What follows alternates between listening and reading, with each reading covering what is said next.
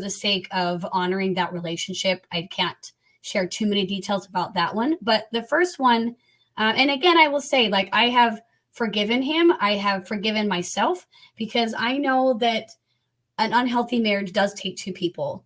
Granted, I think a lot of his behaviors were far more unhealthy than mine, but I contributed to the unhealthiness. Absolutely. I would never say like, well, they're the problem and I didn't do anything wrong. I would never say that because I don't think that's true. But I think that my first husband had a lot of mental health issues that weren't really being addressed. And mine weren't really being addressed in the beginning of that marriage either. It wasn't until kind of after I left that marriage, I really started going to therapy like intensely.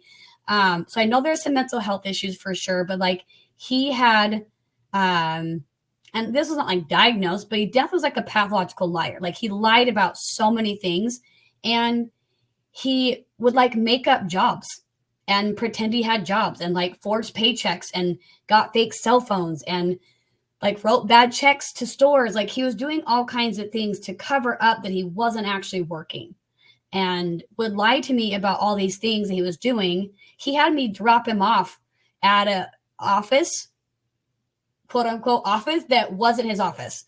And I drove him there for weeks before I was like, something feels off here. Like this doesn't. So then I'd call and investigate. Turns out the job wasn't real. So then he'd do another one. And I'm like, I need to see a paycheck. So he'd fake a paycheck.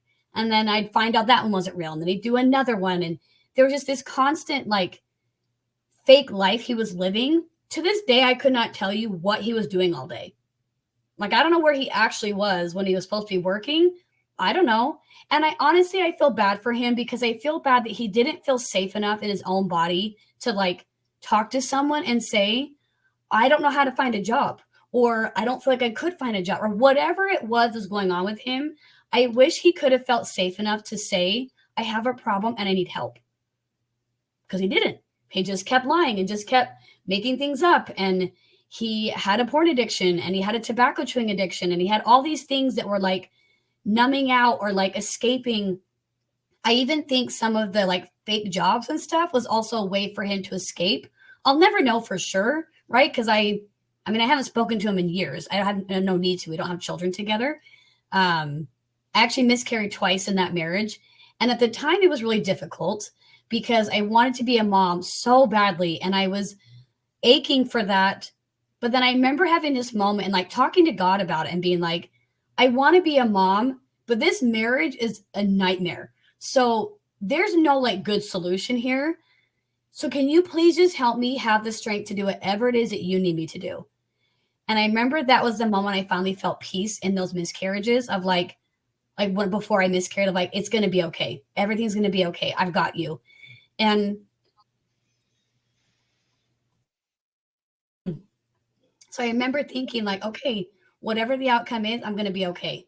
So I did end up miscarrying both of those babies. I was very early in, like 8 weeks, 9 weeks, 10 weeks maybe. And so I left that marriage and realizing that while that was difficult, I have no ties to him whatsoever. And I have not talked to him. I mean, it's probably been 15 years that I've talked to him, and I have no need to. And so, which was kind of nice too, because it allowed me the space and grace to like look back at the relationship, realize where I had an issue. And and he also cheated. I forgot. There's so many things in that marriage. He also cheated on me like 3 months in. That was the very first thing he did, was he cheated on me. And then he had another like emotional, like sexting affair with somebody else later on too. And so like there was so much pain in that marriage. So then coming out of it and looking back and like having compassion for this person is hurting so much. He is so wounded. He's in so much pain, and he took it out on me, and I was in pain, and I took it out on him. Like I did not handle things well. Like when I find out something, I would lose it and be like, what are you doing? And I didn't handle it in a kind way. And I mean, understandably so, right? Like, excuse me, you're cheating on me. Like, I'm not happy about that.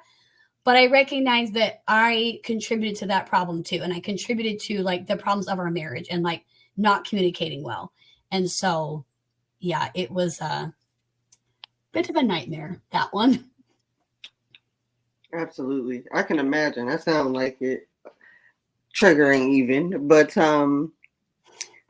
did you